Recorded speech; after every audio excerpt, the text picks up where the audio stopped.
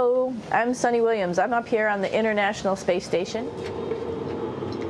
So this is Node 2. This is a really cool module. Of course, most of these modules you'll see they have 4 sides and they're put together. That way we could sort of work on a flat plane, either a wall, a floor, another wall, or the ceiling. But you know, again, all you have to do is turn yourself and your reference changes. The reason I'm bringing that up is because this is where 4 out of 6 of us sleep. And so people always ask about sleeping in space. Do you lie down? Are you in a bed? Not really, because it doesn't matter. You don't really have the sensation of lying down. You just sit in your sleeping bag. So here's one sleep station right here. I'm going in right now. You can follow me if you want. So I'm inside.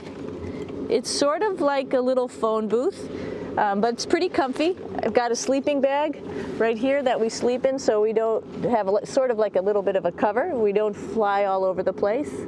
But you know, you can sleep in any orientation. I have it sleeping, feeling like I'm standing up right now, but like you saw, I'm on the floor. But it doesn't matter if I turn over and I sleep upside down. I can't have it, I don't have any sensation in my head that tells me that I'm upside down, so it really doesn't matter.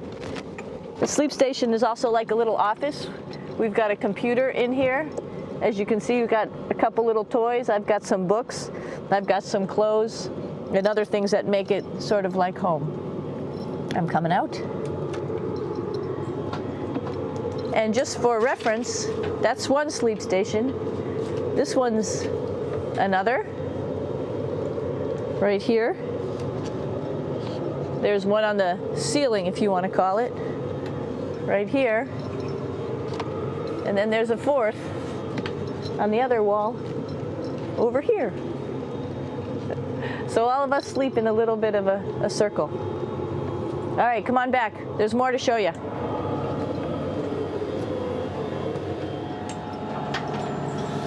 I know that there's some questions about how to use the bathroom and how do you actually live in space like normal, like at home. I mentioned real quickly about getting up in the morning and brushing your teeth and washing your face. Well, how do you do that? Well, here is the bathroom essentially. You get up in the morning and we have a little kit and it has all the essential things that you need, like your toothbrush and toothpaste and brush. See how much better the brush makes my hair look? I'm just joking. It still stands up straight. It doesn't matter where you are. It's always going to stand up straight while you're up in space. A lot of people ask about toothbrush and toothpaste. So, luckily enough, toothpaste, you can do it upside right this way, is sticky, and so it sticks to your toothbrush. No problem. Another cool thing is that water sticks to your toothbrush too. If you can see it, I'll have some water come out. The water is pretty neat up in space. It'll stick to your toothbrush and it will make a big bubble. And that's just by surface tension. And then you can drink it. So a lot of people ask about what do you do with the toothpaste after you brush your teeth.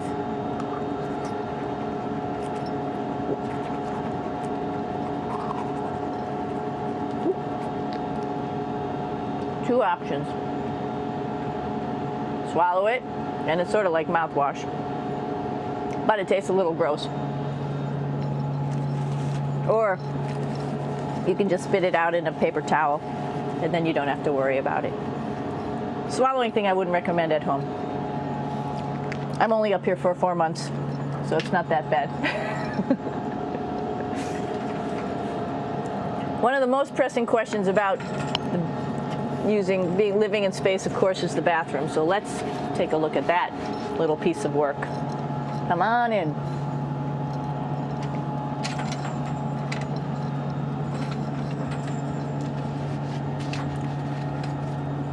Here we are at the throne. This is awesome. You might see the little You might have noticed the little moon on the outside. This is our orbital outhouse right here.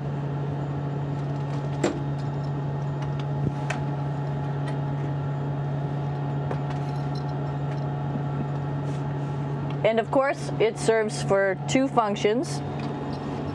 Number two, right here. I'll show you. But you see it's pretty small, so you have to have pretty good aim, and you'll be ready to make sure things get let go the right direction. And it smells a little bit, so I'm closing it up. And that's, of course, for number two. And this guy right here is for number one. So there's sort of two slightly separate functions, but you can do a little, essentially both, by hanging on right here and doing number one and number two. I might add it's color coded, so you really don't get it mixed up, which is nice. This is yellows for number one. And also there's a selection of paper. People always ask about toilet paper. What do you do with toilet paper? What kind of toilet paper do you have? We have gloves, just because sometimes it does get messy. We have some Russian wipes, which are a little bit coarse if you like the coarse type of toilet paper. We have some nice tissues, which are nice and soft if you like soft toilet paper. We have Huggies, just for any cleanup. You know, we were all babies once, and this sort of helps. And then if things get really out of control, we have disinfectant wipes, just to make sure we clean up here. Because, you know, just like the water I showed you, the number one stuff can sort of go all over the place if you don't aim correctly. And did I mention both of these have a little bit of suction, so they should keep things going in the right direction. But like I said, sometimes things get a little out of control if you are out of control yourself flying around. So we have lots of protective stuff. And of course, you do have your privacy. There's a little door, so other people know that you're in there. Here's a pretty cool place. This is sort of like in your house where everybody meets in the morning. After you wash your face, brush your teeth, you want to find something for breakfast. And this is our kitchen. You might notice there's all sorts of foods here. It's like opening the refrigerator. You got all your different stuff that you want to have: drinks, meats, eggs, vegetables, cereals, bread, snacks. And that's a good place. That's where you find all the candy. Side dishes, and then some little power bars just in case. So we have all this type of food. Some of it is dehydrated, and so we have to hydrate it, fill it up with water. Some of it is already made, and then all we have to do is heat it up. So something like this, I'm pulling out barbecued beef brisket. Pretty yummy. Not only is this food made in the US, but we also have food here from Japan. We've got Russian food. As you can see, all these red containers are filled with food that's from Russia. And then we get some of our specialty stuff, some things that we like, some of our favorite stuff that your family can send up. In fact, I like fluffernutters, and so I got sent up some fluff so I could make my fluffernutter with peanut butter. So you have a lot of food up here, no problems. Now, I'm going to say where we are. So right now, we're in the Japanese laboratory. It's one laboratory out of many here on the International Space Station. It's actually on the left-hand side. If I was International Space Station and I was flying through space like this, my left hand would be where the Japanese laboratory is.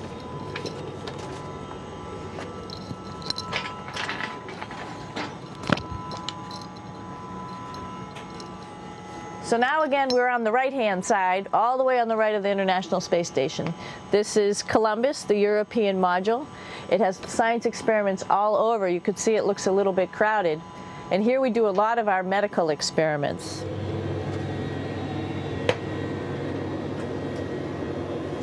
Here we are in the US laboratory. Again, this is a laboratory with science experiments on all of the walls here, all sorts of stuff that we do. And one of the things we also do is we exercise. We have some exercise equipment on board the space station. We need to do that because we lose bone density and muscle mass while we're up here, and that's a result of not having to fight against gravity. So how we keep ourselves in shape are with a bike, a treadmill, and a weightlifting machine. This is the bike. You notice the clip pedals? So all you need to do is actually clip your feet in, and then you can start pedaling. You don't need a seat because you don't sit down. Actually, I haven't sat down for 6 months now, so you don't need any type of seat. Just make sure you're held in with your pedals. You probably see that the bike bounces around a little bit. As I move it, it's not steady and held to the wall firmly.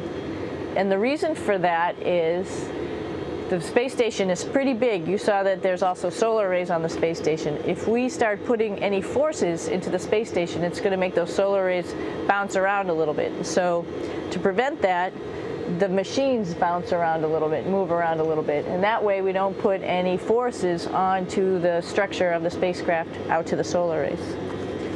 All right, a little farther on. Come on.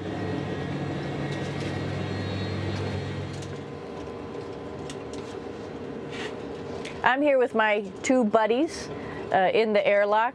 Actually, these are two spacesuits that are ready, primed up to go outside, as we call it, to go do a spacewalk in case we have to do anything outside. Some of the things we do outside are just like inside, repairs. We have a lot of electrical boxes and machinery and solar arrays, in fact, that I talked about earlier, that are outside, and sometimes they don't work quite right. Remember, space is really cold and really hot, and it's also the vacuum of space with no pressure, and so some of the equipment doesn't work well all the time. So we might have to go out and do a spacewalk.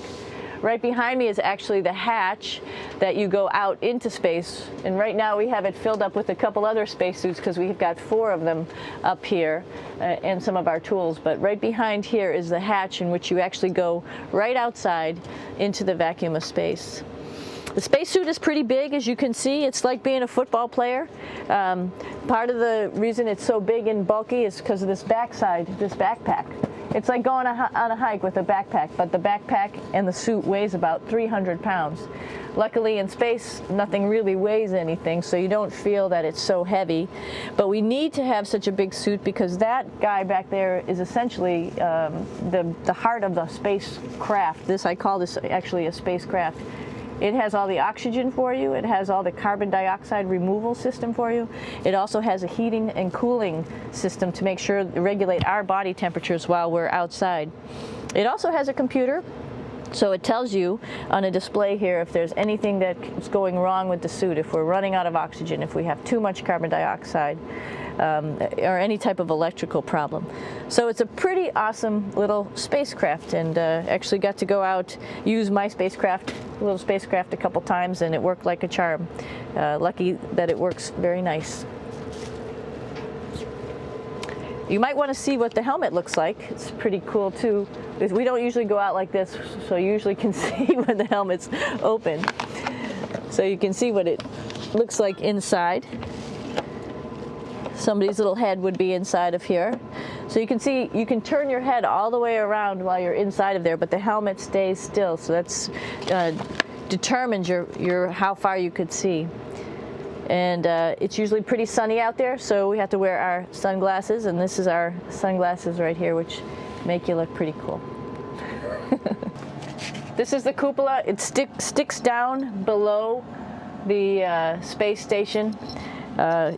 It's one of those places you find yourself hanging out in all the time because all you want to do is look back at our planet. I think some questions I had were about what do you do in your free time? And you can't help but want to just come to the cupola and look outside as much as you can. And a lot of folks, I play this game with myself about where we're flying over the Earth. Try to come in here and just guess. After being here for a little while, you can sort of figure it out. You can tell different cloud types over different continents. You can tell different soil types over different continents. So let's see. And then, of course, there's a lot of ocean. So usually we're over the ocean at first glance. I will tell you in just a moment where we are.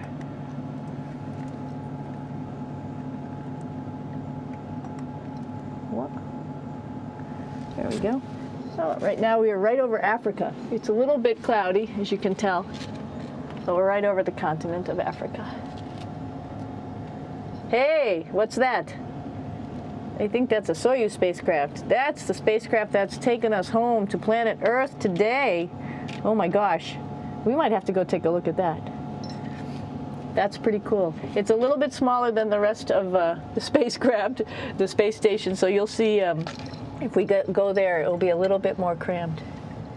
But we're going, you can look all the way back to the back of the spacecraft, which is where the Russian segment is, and then you could look all the way forward to the front of the spacecraft, where the Japanese laboratory, the European laboratory, and the American laboratory are, and then back to the solar arrays where we started this morning when we were looking out the Japanese window.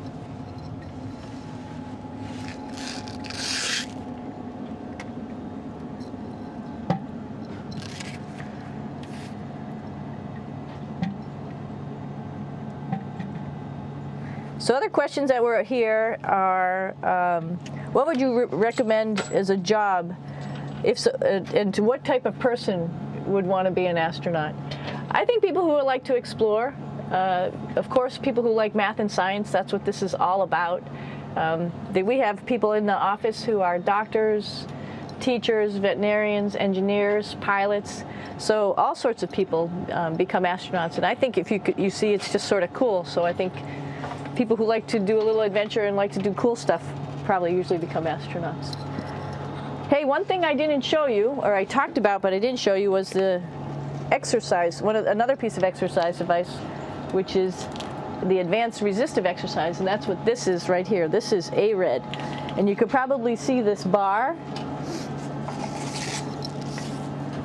You just do a little bit of maneuvering here. Stand by. You have to set it up just like at any other gym.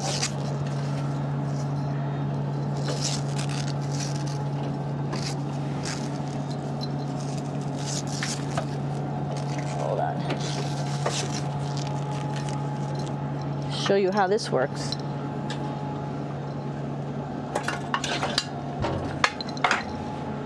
So you can see you can change your attitude just by going from one module to the next, going up from the cupola down here.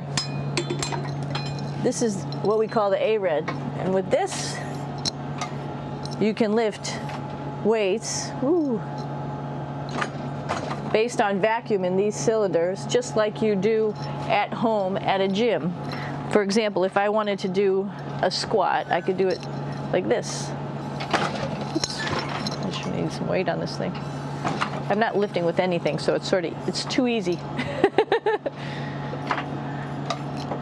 One of the cool things you could do things that you can't do at home. For example, single leg squats with just one leg, because the other leg, you won't fall over. So all sorts of stuff. You can also do bench press. We have a bench that we could add on here, so you can work on your beach muscles.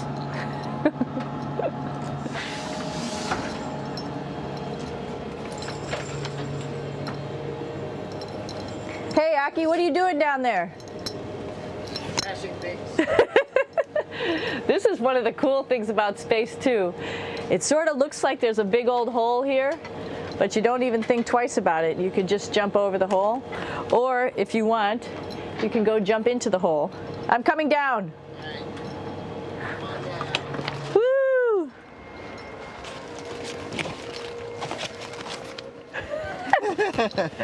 Then you can come right back up again, like Superman. Woo!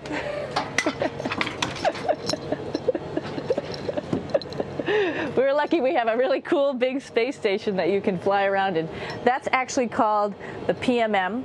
You might have saw it out the window. It's a big silver canister. What's really great about that is it's essentially our closet in our pantry, or whatever you want to call it. We have extra food down there, we have extra clothes, we actually throw the trash out down there. So it's nice and organized, and we have all of our stuff that we need while we're working in all these other modules all stowed in this location down here. And it's a lot of fun to play in. So we're going into the Russian segment. Be ready. You don't need a passport either.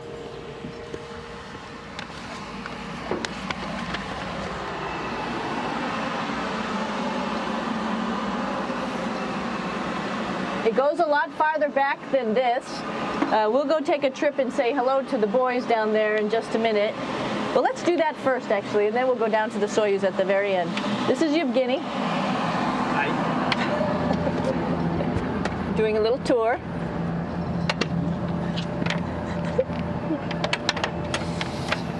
This is the FGB, and what's cool about this module, it is actually the very first piece of the space station that came up in 1998. The space station has been around for about now manned for 12 years, but it's been up in space for about 14 years. And this was the very first. It is like the Russians' PMM. It has a lot of storage, as you can see.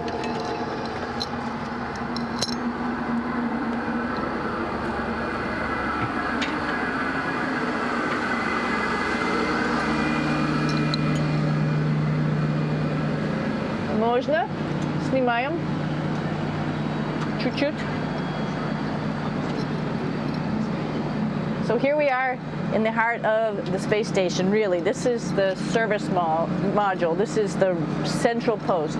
In case we had any problems, I know a couple of the questions were about what type of things do you have to worry about. And some of the things we have to worry about in space are fire. If we had a fire, if we had a depressurization, like we were hit by a micrometeorite and it made a hole, or if we had some type of toxic atmosphere. We use ammonia for our radiator, so there is a possibility that ammonia could come into the vehicle, and then it would be bad for all of us. If we have any of those problems, we come right here, which we call the central post. It is the main heart of the space station. It was also the first computers that came up here that ran the space station. And so behind this wall right here are these main computers. So we gather here as a group of 3 or 6 and then figure out how we're going to either fight the fire, patch the hole, or solve the toxic spill. And what's cool about this module, of course, it's the central post. It also has great windows right down toward Earth. It has controls to fly in visiting spacecraft if they need some assistance right here. It has Russian computers as well as American computers to help us control anything we need to on the space station. It's a couple of our crewmates back there, Oleg Novinsky on the right and Yuri Malenchenko on the left. And there's also a second bathroom here, which is really cool because 6 of us going to one bathroom is really tough. And so there's one bathroom here and one bathroom on the other side where I showed you. And you can probably see on the wall behind Oleg and Yuri some of the heroes of the space program. Sergei Korolev, who was a chief designer of putting men into space, and of course on the right-hand side, Yuri Gagarin, the first man to go into space. So just reminds us of our roots. Yuri, what are you doing? Что делать? Making coffee. Oh. Black coffee. Yeah. Looks good. Okay. Спасибо.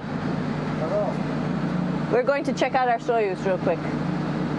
Make sure it's ready to go. All right, back to the Soyuz.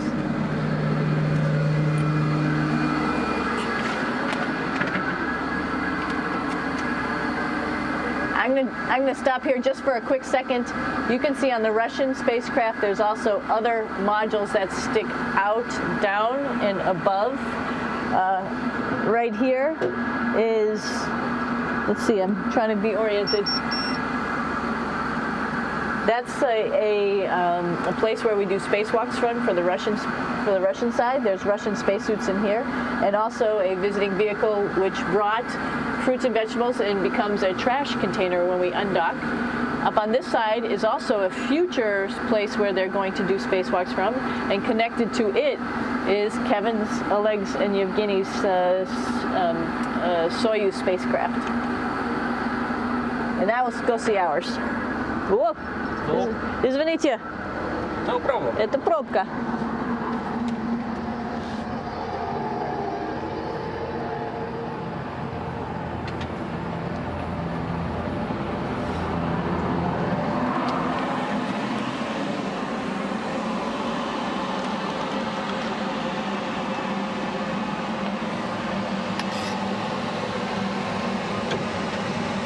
Coming down.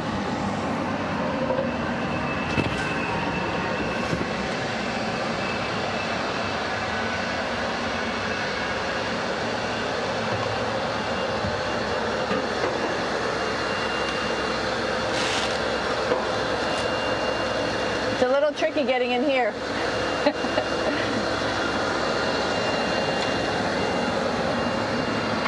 This is the docking probe right here, this big thing. This helps us connect to the spacecraft. This probe actually sticks into this cone, and that's how the spacecraft, our Soyuz, becomes connected to the ISS initially. That is then replaced by clamps, which are around here, that will allow the two spacecraft to be stuck together. And then you can remove the probe and the cone.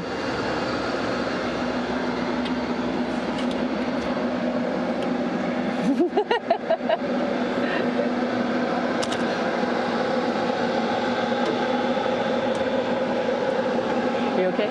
All right, so here we are in the Soyuz. This is what we call the BEO, the living compartment, Bytovoy Otsek in Russian. It also has a little bathroom. It's not as good as the other bathrooms, so we try not to use it too much. It has drinking water in it if we need something to drink. And then, of course, it's filled up with a lot of cargo for us. Bringing up and also bringing back down. It has a second purpose when it comes back to Earth. It serves as a garbage container. During the descent, we'll get rid of this area right here, and everything that's in it will just burn up as it's coming into the atmosphere, so that way we can get rid of a little bit of trash.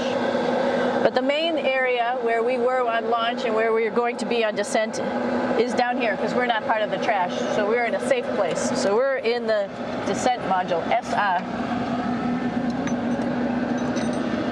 It's a little small, but you can get in.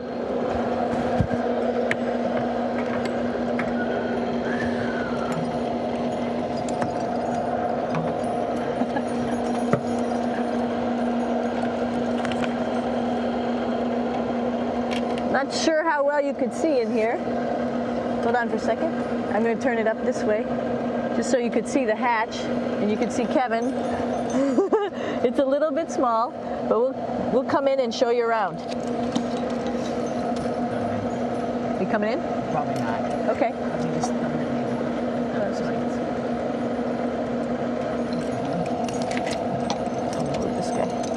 Got to move a couple things. We were just starting to get ready. We're preparing a couple days ago for our ride home. It's a little bit squishy, but everybody asks, how do you sit in the Soyuz? And you sort of sit in your seat like this. The seat is molded to your body, and so you can just sort of squish in here and be pretty relaxed. Everybody has a handmade seat for them. And then, of course, there's a control panel, and that's where we do most of our actions and work right here. There's hand controllers, which you can fly the vehicle with, and there's a stick right here, primarily used for communications when we're trying to talk to the ground.